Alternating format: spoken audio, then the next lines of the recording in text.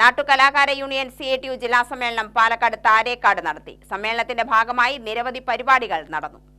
NGO union ഹാളിലാണ് നാട്ടുകലാകാരന്മാർ ഒത്തുകൂടി സമ്മേളനം നടത്തിയത്. Folklore academy chairman OS Unnikrishnan ഉദ്ഘാടനം ചെയ്തു.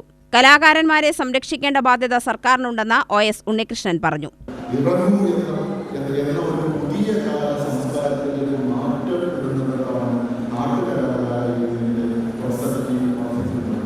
വ്യവസ്ഥിതികളെ വെല്ലുവിളിച്ചുയർന്നുവരേണ്ട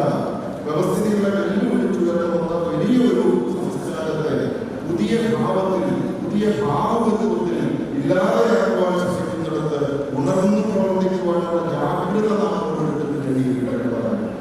നമ്മുടെ ഓരോ നാടകങ്ങളെ ഓരോന്നും പരിശോധിച്ചാലും പറയുന്നത് ഒറ്റയ്ക്കുള്ള ഒരു കാര്യം ഇതൊന്നും ഒറ്റയ്ക്കല്ല നടത്തുന്നത്, കൂട്ടായ സമൂഹത്തിന്റെ കലയാണ്.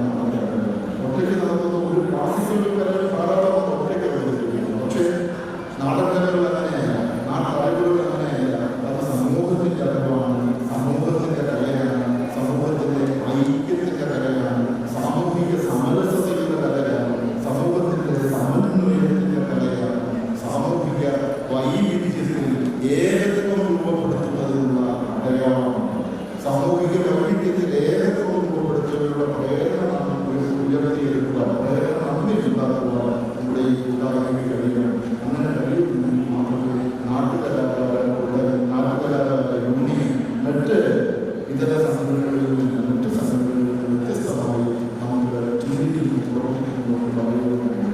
സമ്മേളനത്തോടനുബന്ധിച്ച് കലാപരിപാടികൾ അവതരിപ്പിച്ചു. കലാകാരന്മാരെ ആദരിക്കുകയും ചെയ്തു.